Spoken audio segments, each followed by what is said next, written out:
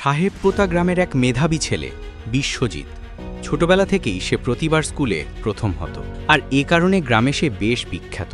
কিন্তু তার ঠিক পিছনেই থাকত রাহুল। প্রতি পরীক্ষায় মাত্র ৪-৫ নম্বরের জন্য প্রথম হতে না পারা ধীরে ধীরে রাহুলের মনে তৈরি করেছিল গভীর হতাশা। আর সেই হতাশাই একসময় বদলে যায় বিশ্বজিতের প্রতি অদৃশ্য এক ঘৃণায়।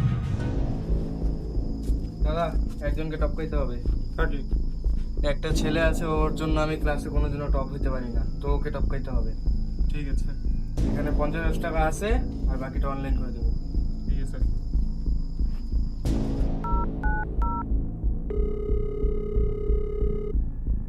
হ্যালো দাদা, একটা কাজ আসছে। হাফ পেমেন্ট দিয়েছে, হাফ পেমেন্ট পরে দেবে। ঠিক আছে, ওর কাজটা হয়ে যাবে, টাকা পাঠিয়ে দিস অ্যাকাউন্টে। ঠিক আছে। ভাই, এবারে তো তুই স্কুলে টপ করলি, তোর ফিউচার প্ল্যান কি শুনি?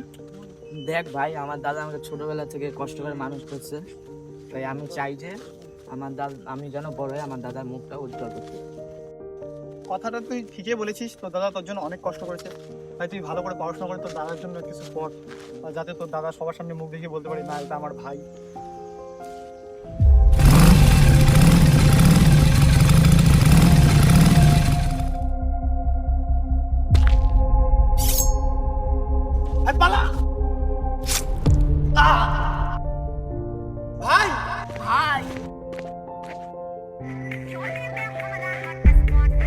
আরে এনে কি হয়েছে? কি আছে তো ভাই? কি চর কি হয়েছে? হ্যাঁ, দুজন এসেছিল, দুজন এসে এখানে চাকু মেরে চলে গিয়েছে। বিশাল ভাই না? হ্যাঁ হ্যাঁ, এটা বিশালদার ভাই। আচ্ছা, আমি কি বলি, তুই ওকে হসপিটাল নিয়ে যা, আমি বিশালকে খবর দিই। হ্যাঁ, আপনি যা, দেরি করিস না। কি যে ভাই? ভাই তাড়াতাড়ি যা, কজন তোর ভাইকে টাকা মেরে দিছে। কে কে কে তুই বল না কে? আমি ভালো করে দেখতে পারিনি, আমার যত মনে হলো ওরা মোবাইল লোক। তাড়াতাড়ি যা। মোবাইল খবর আমি জানি, আমার ভাই কোথায়? ভাইকে ওই যে আমি বললাম হসপিটালে নিয়ে গেছে ওরা। ঠিক আছে তো? ঠিক আছে, তাড়াতাড়ি না গেলে কিছু একটা হয়ে যেতে পারে। আমি দেখছি। তাড়াতাড়ি যা।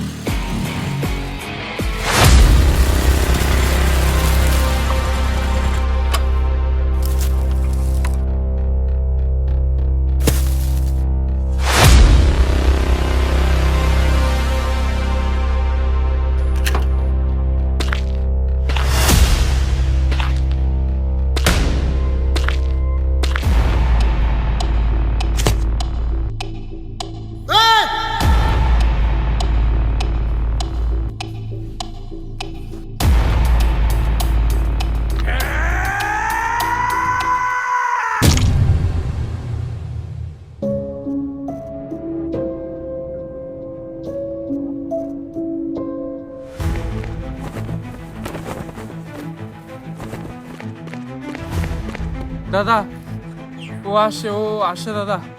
কে? ও যাকে আমরা মেরেছিলাম। ও তো হাসপাতালে। ও না, ও দাদা। কি?